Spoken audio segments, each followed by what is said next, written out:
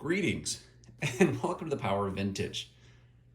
Today we're going to take this awesome Mega ST4 and see if we can squeeze this and this and this inside of it. All right, let's get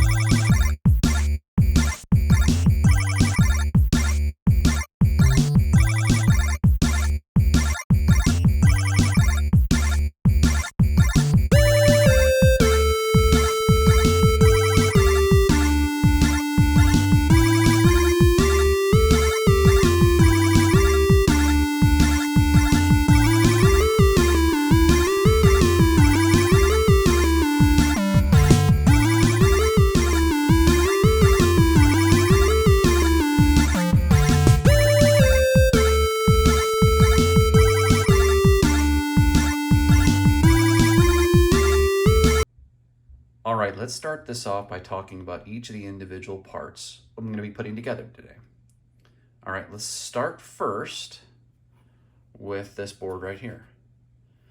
This is a Terrible Fire TF536 board. That is an accelerator that plugs into the DIP64 68K socket. This replaces the CPU on many different products and replaces it with a 68030 processor, 64 or 128 megabytes of RAM, and a nice little IDE connector as well. Now, these are oftentimes used in Amiga 1200s, Amiga 2000s, and Amiga 500s.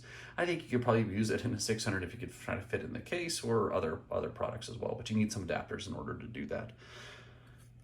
As you can see here, it fits into the socket with this row of pins here. It's awesome. It's actually really, really cool. And like I said, this is oftentimes used in Amigas. There is some firmware. It's relatively beta-ish that allows this to be run in an Atari ST. There's actually even an Atari ST, a newer Atari ST version that has even more tailored firmware with it that is even more compatible with Atari STs.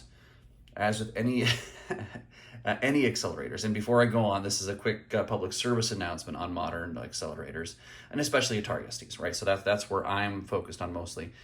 They are awesome. They provide some cool speed boosts.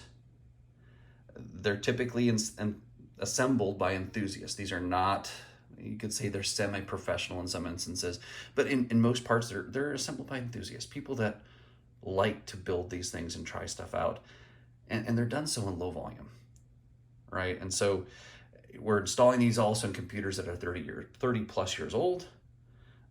It's not going to be problem free. It isn't problem free, and you can't expect everything to run perfectly. Some software and games run flawlessly.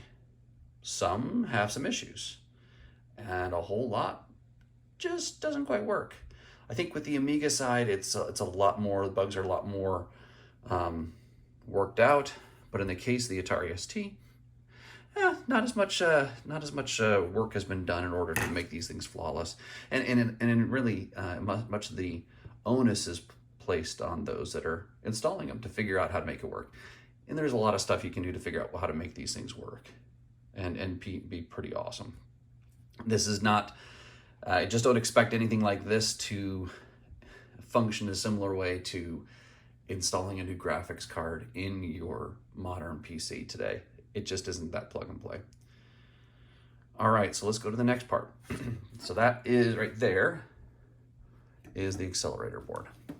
Next on the list, now this is fun, and this is something that is somewhat uniquely applicable to the Mega ST. This right here, if you see through the nice little tape I have on this guy, kind of protecting it, this is a Sang ET4000 graphics card. And this here that it's attached to, that's an ISA slot, but this is a Mega ST bus to ISA slot adapter. And what we're going to do today is get this VGA-like card installed in the Mega ST make sure we can get it to run and function and actually get some cool output. Again, take a look at the resolutions that you get with this, but at the same time, remember the same thing applies to this as it does to the CPU. There's not a lot of compatibility. You're not going to get super awesome game graphics using a graphics card with the Mega ST. Now lastly, here we'll go to set that to the side, set this new accelerator to the side, and we'll take a look at the Mega ST. All right, let's zoom out a little bit. All right, and we'll do this.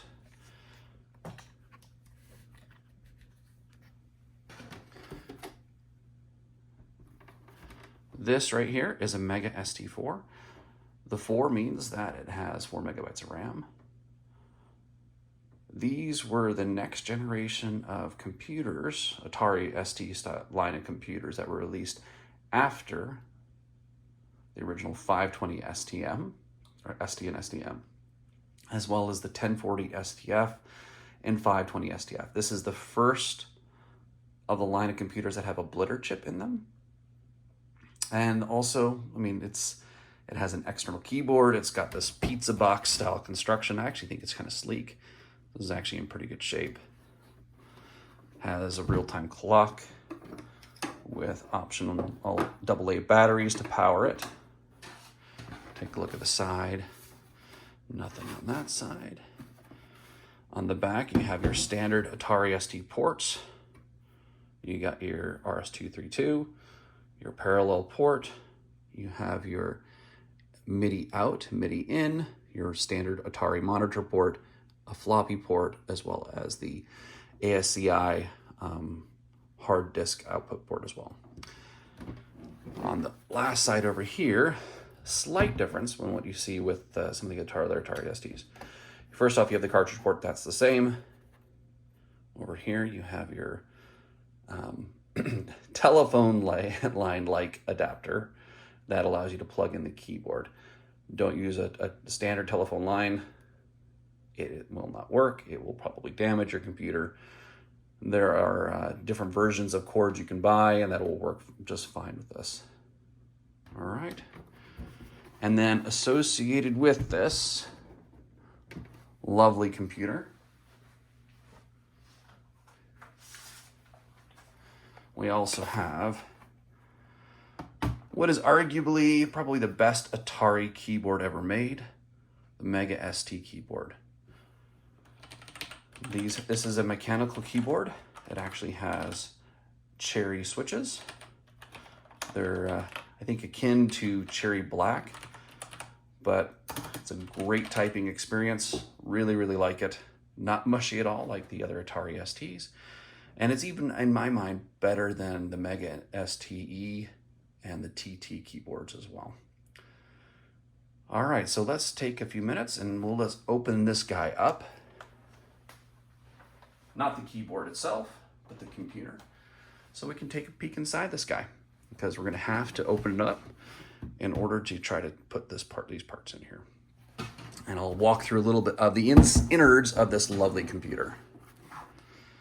All right, let's get this guy opened up so we can take a look inside. Now with the Mega ST, we have all the same size screws on the case. You don't have to worry about damaging the case by using the big screws or long screws in the short screw holes.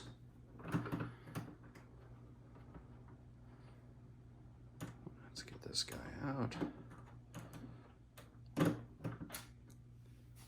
I have to say, opening up a computer case behind a camera is a whole lot harder than doing it normally.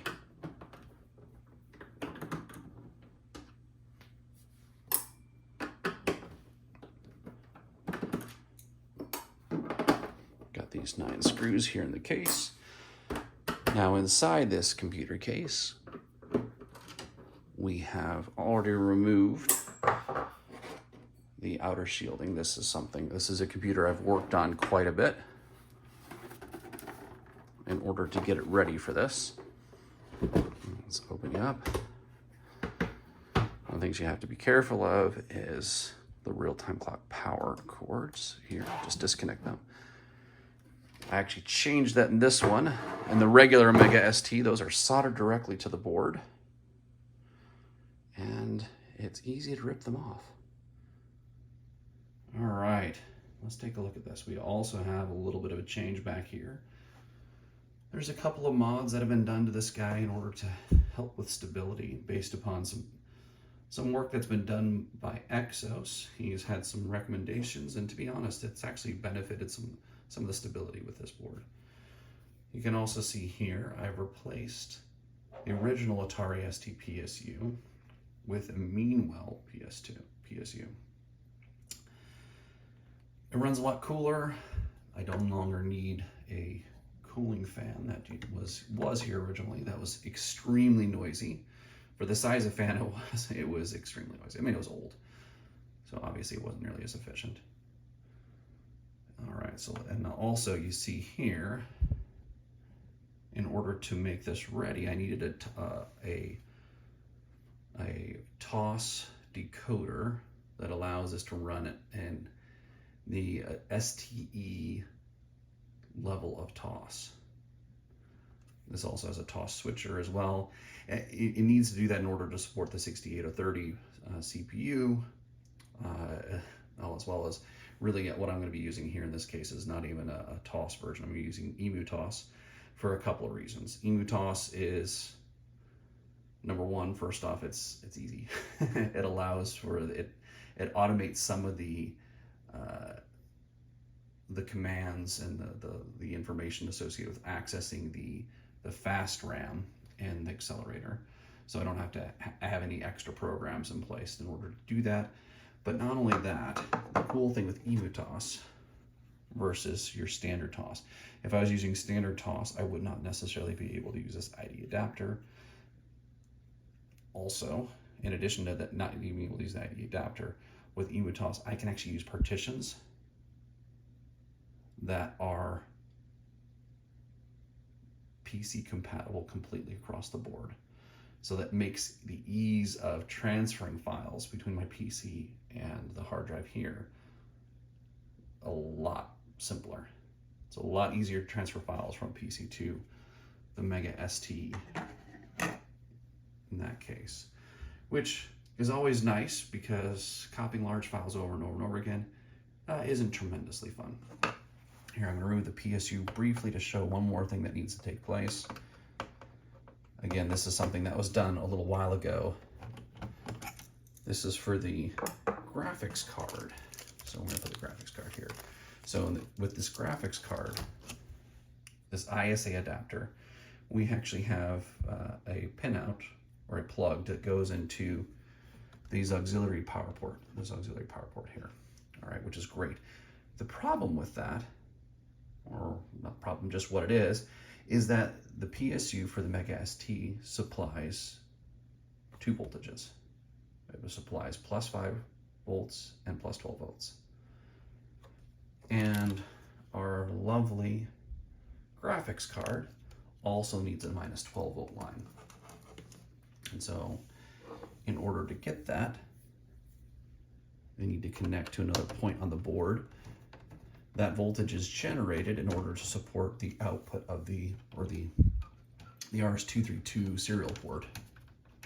And so in order to do that, we've got to tie into that.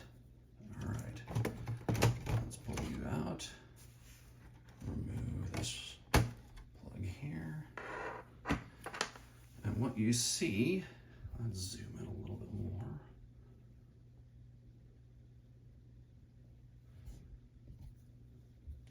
Is this line connecting to this capacitor point here. This gets me that minus 12 volts.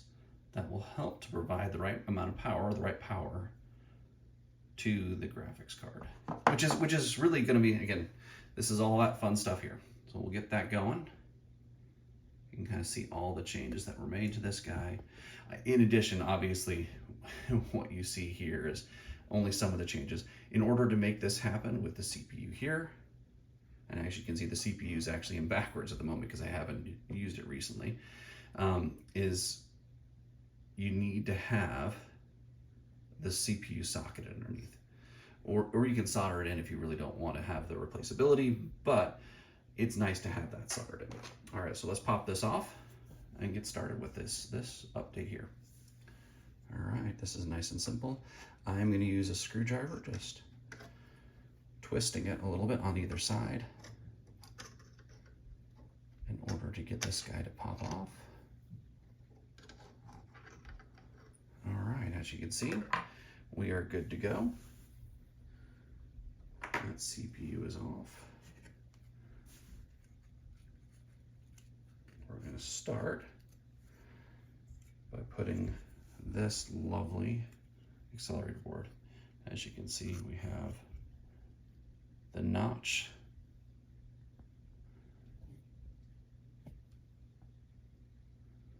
There we go. There is the notch there at the very top. We'll make sure we put this in the right direction. Zoom out just a smidge. All right. The nice thing about the Mega ST as opposed to the 520 ST is that there's a lot more room in this guy. All right. Do we have everything in? Yes, we do. All right. Nice little snap in place. We got that in. Next thing in is I'd like to put the CF card reader adapter into here and just plug it onto the IDE connection.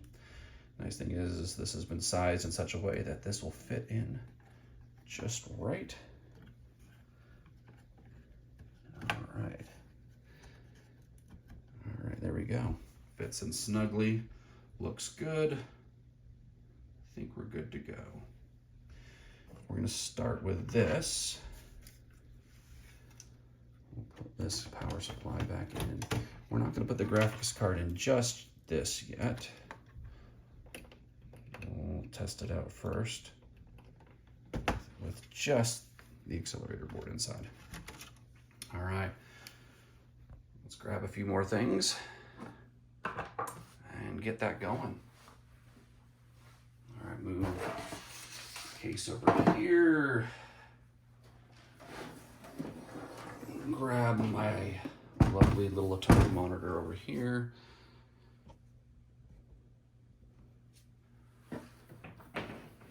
Let's get this guy plugged in. Some power here for you.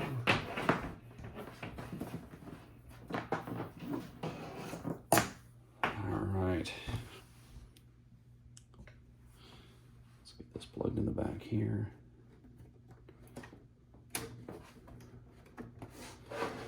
All right.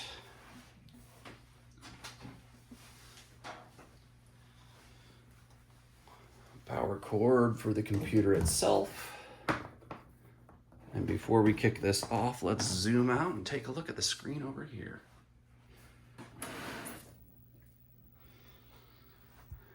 All right. And let's flip that switch.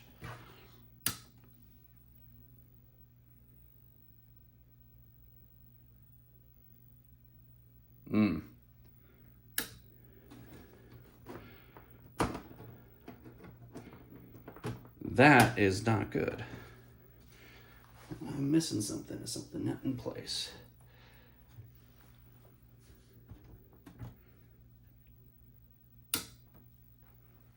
Aha. Something's going on.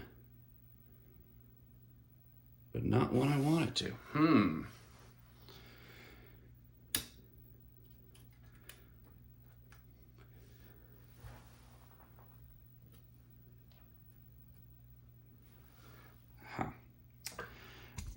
You know, this is the problem.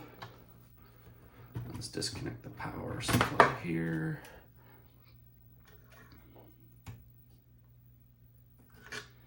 With doing this on camera, I think I actually have this in the wrong place. Let's just double check the pins here. looks okay.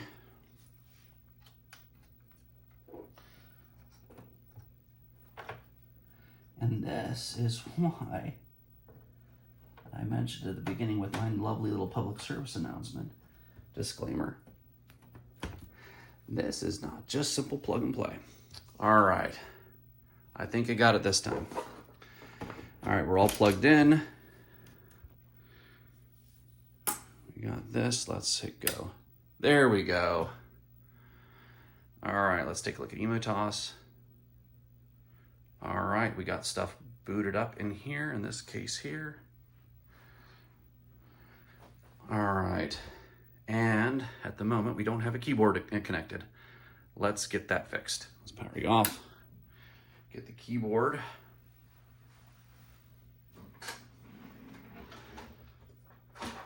There we go. You know, you'd think I'd been prepared for all of these items here.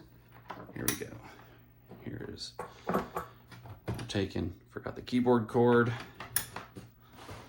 Plug this puppy into the lovely keyboard here. With that in place, we should be a little bit readier to get this started. All right. Make some room on this lovely, lovely table. Let's try this again. All right, we're booting up Emotos again.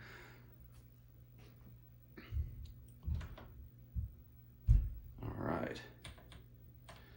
And we're just going to go right to NeoDesk. No, it did not like going to NeoDesk. All right, oh, it's because of some other things here. Let's go to standard. Standard is nice. Here we go. Lovely, look at that. And we got the desktop here. This is the Emotos desktop. Let's take a look. All right, let's take a look at some of these elements here. Let's turn the volume up a little bit. All right, zoom in. As you can see, the screen is not filming perfectly, but there we go.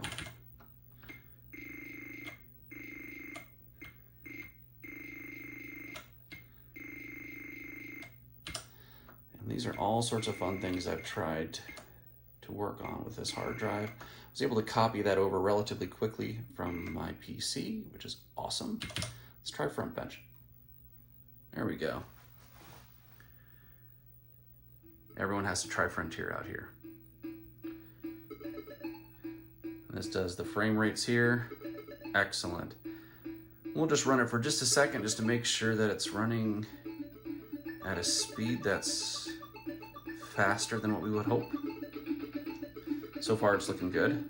Yeah, this is looking substantially better than what you would typically see on an Atari ST with the regular 68,000 processor. This right here, this next part, is where it's really, really heavy. Yeah, this is a whole lot smoother. As it's flying through the clouds, beautiful. All right. Let's finish that up. Power off that monitor. And let's get on to the next steps. I'm gonna try the GPU. I've tried this out previously. It worked mostly. I think we'll get it all working nicely today again. All right, what we have here, we got this slot here that will go into, or that socket will go into this slot here, just past the CPU. And really what this is this ties each of the CPU pins directly. It just gets you a processor direct connections. Now, a lot of folks that I've seen who've used these kinds of adapters have actually had them outside of the case. I like trying to use this inside the case and try to keep this as neat as possible. Hence, covering up any potential electrical connections, as well as having these little resting points for this to kind of sit on. I also have 3D printed a nice little, whatever you want to call socket slot in order to fit in the back with a connector that allow us to connect between those different points. All right, so first off, let's get this plugged in. Zoom out just a little. We're gonna get that plugged into the socket. I'm sorry about the ribbon cables kind of covering things up. Kind of obscure the view a little bit. Let's open that up. There we go. You can see it a little better. Make sure we're in the right place. Slot it in place.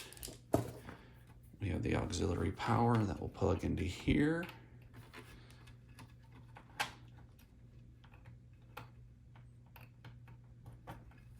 Nope.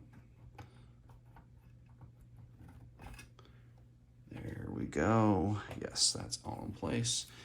Now we also need the 12 volts connected to this line right here.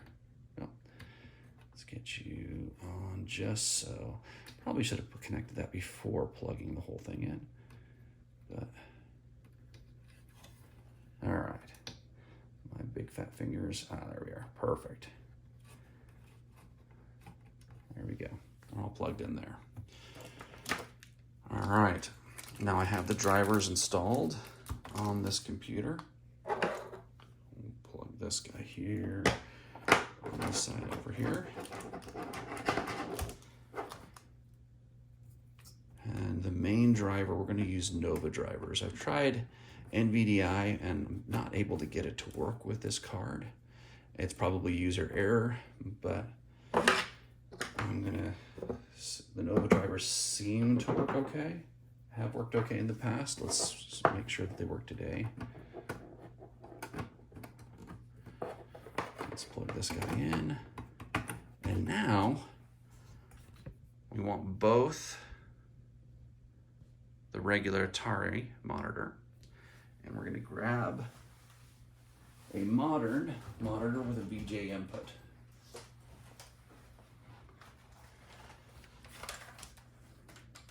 I'm going to show you that as well.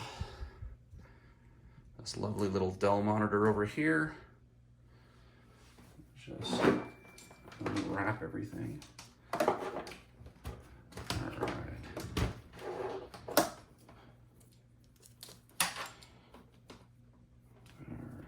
Go. Get you plugged into the back over here. Let's get this VGA cord plugged in. Get you powered on. Get the Atari ST. The other thing that's nice about eButos is it has actually the VGA drivers built in, the Nova drivers built in. So even at boot up, before accessing the hard drive, you do get a screen. It's black and white or monochrome, but you do get a screen. All right, eButos is recognized. Oh, we got the VGA output. Lovely, lovely, lovely. Woohoo! All right, let's see. Let's see. Minimum. I think that, yeah, that's what I want to have. No, that's not what I want.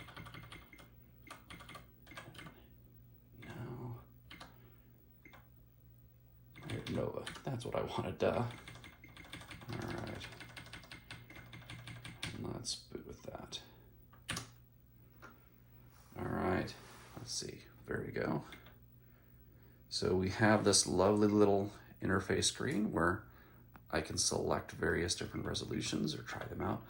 Not all of them work perfectly, perfectly, whatever you want to call it. Let's go with the 800 by 600 at 256 colors.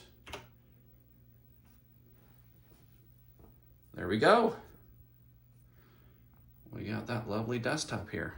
That is a nice high resolution Atari SD desktop. Pretty, although this is very green. Let's try something else here. Let's Control-Alt-Delete. Let's reboot. We'll go through the same process again. All right, that's screen still says that. Let's boot NeoDesk. There we go. Now again, you're not going to get any games to run with this, at least that I'm aware of. I'm sure there's some people who've been able to get them to work or figure out how to adjust it accordingly. We'll just go with that same resolution. And now we boot into NeoDesk. Let's hopefully it works.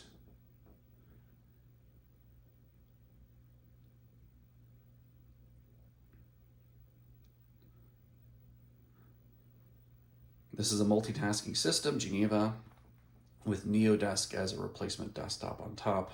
It's a little prettier. It's nice. Let's see if it boots.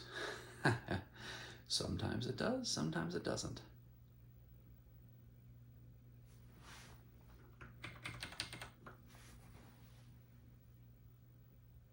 Yeah, I think we are stuck. Again, not everything works the way you'd like it to.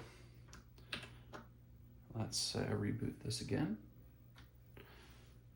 Actually, let's do a cold boot. See if that helps out. All right.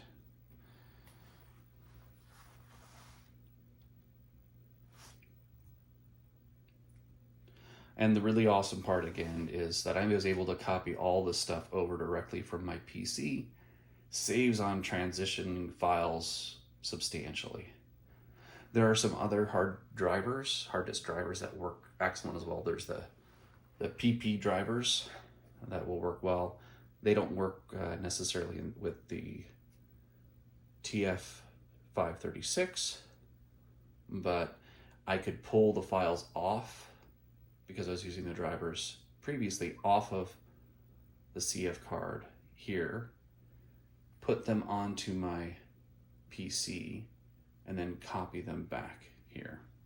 You know what? We're going to try something else here. You're not being nice to me. Let's try one more time to see if we can get a prettier desktop interface.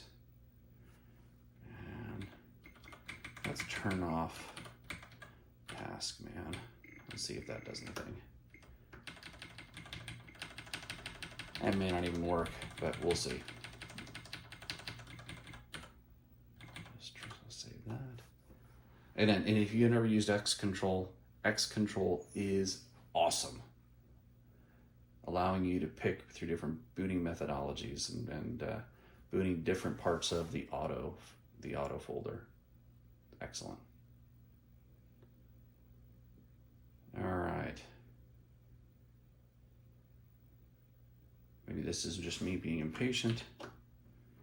We'll just shut down a few things at a time. I'm gonna try a little bit more.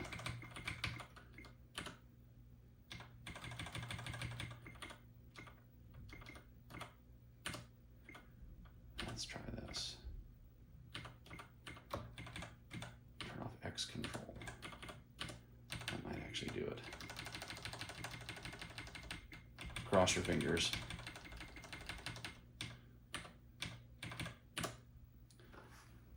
All right. There's also a blitter fix in order to actually turn off the blitter. The blitter does not, at least according to what I've read, does not like the TF536. I don't know. We'll see. All right. We're running into some not... Oh, no, there we go. It's running. Let's see. Taskman. Come on. Finish up.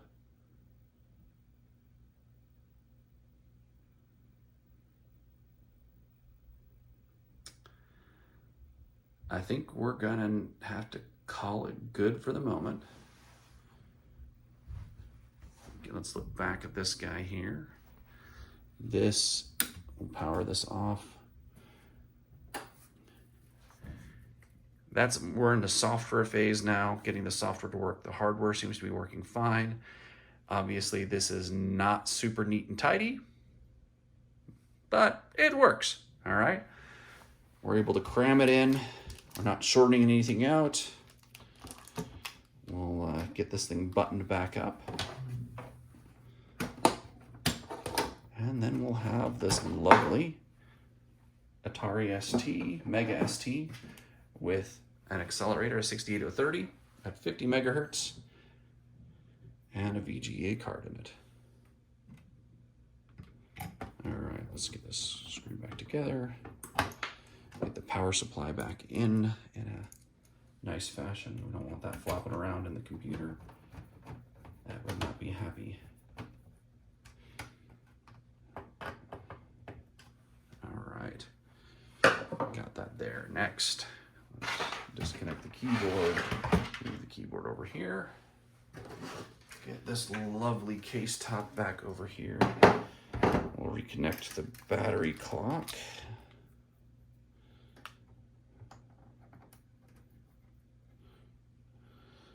To these pins here, pin headers.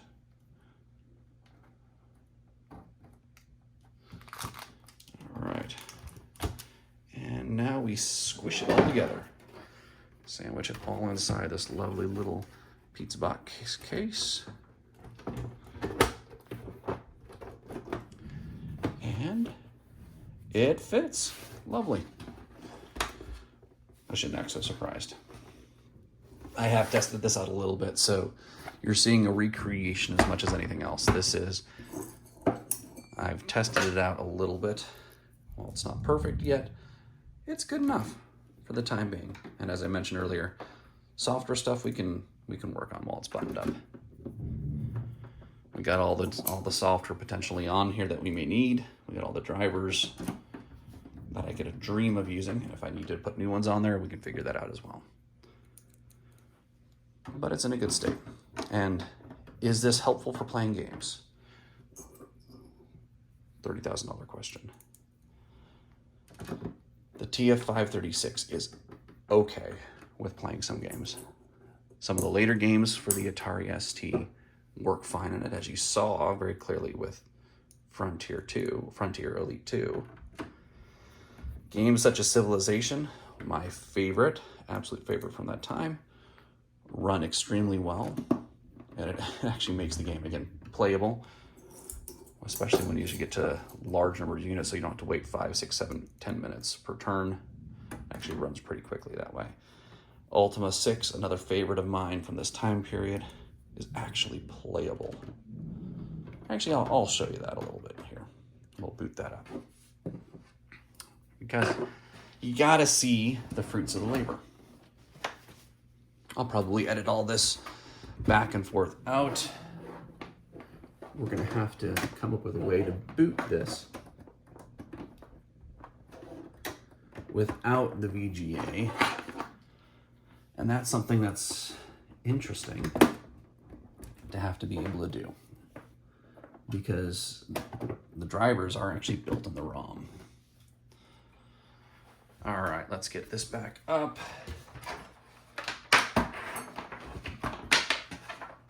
Up and running. Come on.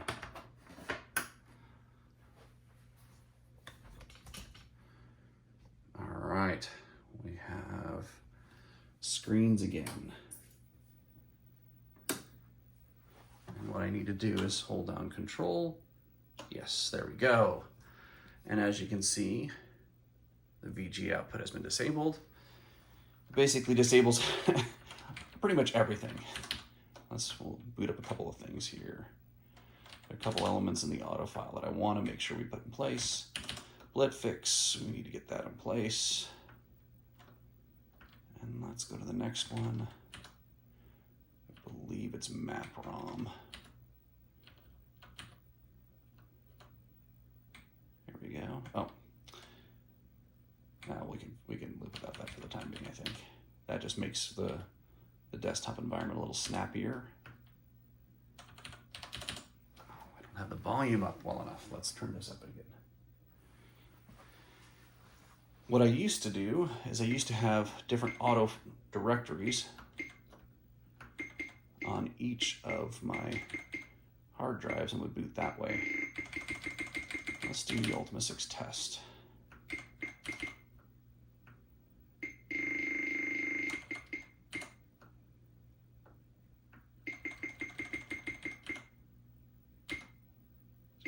Here. I was using the keyboard to do this because I don't want to install a mouse and be lazy. Oh.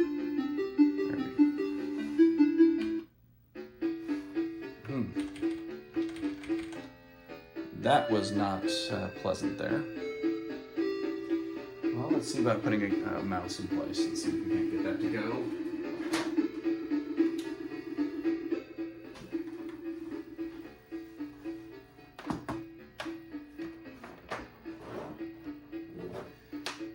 That's one of the downsides with this keyboard is the mouse ports are underneath the keyboard. It's a pain in the butt to get them in place. I think Atari just wanted to make putting mice and joysticks into the keyboards torturous. Let's see. Let's load this game. Yeah, this is very fast.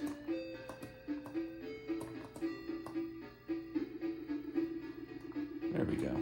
So very much a lot quicker capability. Runs a lot smoother than what you would normally have. All right, there we go. All right, well, thank you for joining me today. Again, if you want to look at watch some videos that actually showcase Ataris, Commodores, Amigas, a little bit of Apple, join, subscribe. Like, join, and subscribe. Appreciate it. Thank you very much.